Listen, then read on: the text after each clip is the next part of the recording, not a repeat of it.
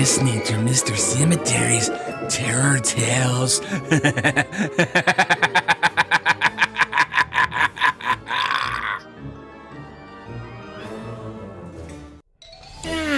Good evening. I just had quite a scare. I actually thought my heart was beating again. Speaking of scaring, I know what you're here for. You're here for another scary story. Well, tonight's terror tale is about a teenage girl who encounters a lot of hardships in her life. And I call this one The Parents. Enjoy, kiddies.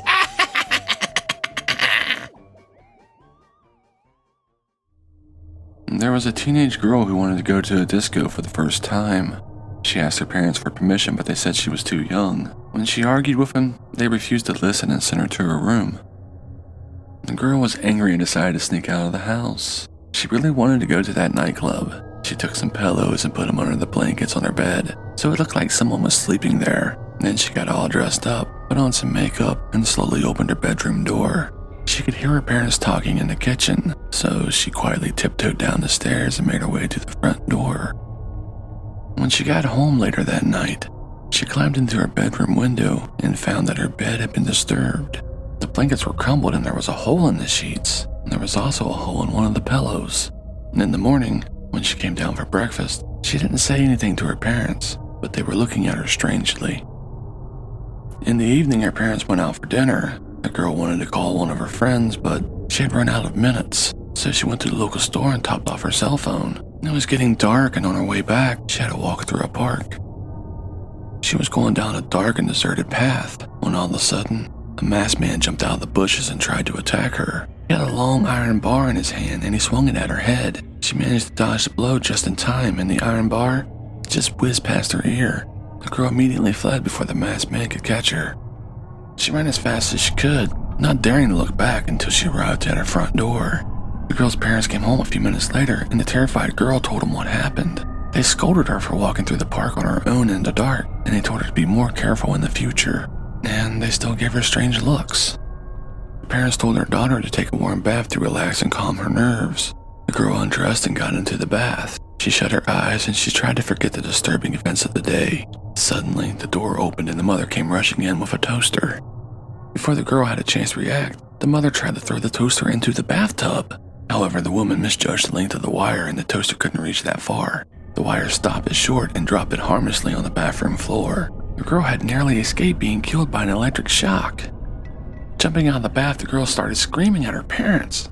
In that moment, she realized that they had been trying to kill her. She told them she would call the police unless they told her why they wanted her dead. Her mother burst into tears and her father hung his head in shame. The parents sat down on the edge of the bath and they tried to explain. It turned out that the girl's uncle, her father's brother, was terminally ill in the hospital.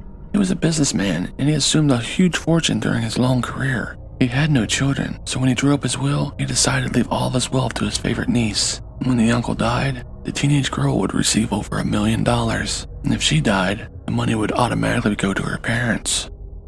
The girl couldn't believe what her parents were telling her. She realized that the pair were incredibly greedy and soulless. Killing your own kid is the worst crime a parent could commit. She struggled to understand how her parents could be so low as to try to murder their own daughter for money. It was a betrayal that could never be forgiven.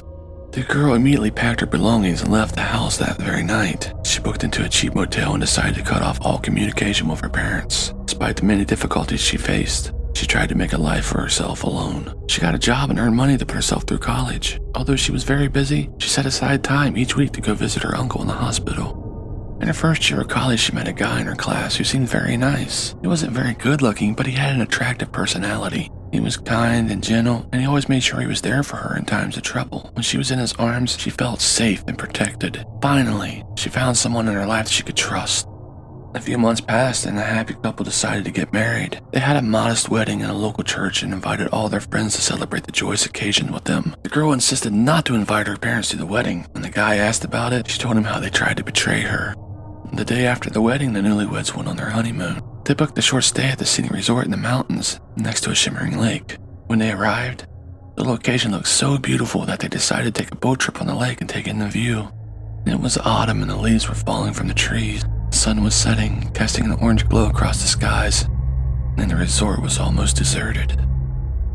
When they rowed out to the center of the lake, the husband got up and grabbed his wife. He pushed her over the side of the boat, and she tumbled into the icy water with a splash. He grabbed the oar and began beating her over the head with it as she struggled to stay afloat. Eventually, she was knocked unconscious and she sank beneath the waves. Then, he rowed back to shore and called the police, tearfully recounting how his wife had accidentally fallen overboard and drowned. And a few days later, the girl's uncle was found dead in his hospital bed. He had been smothered with a pillow. Within a few months, the girl's husband received $1 million inheritance, and then he split it with the girl's parents.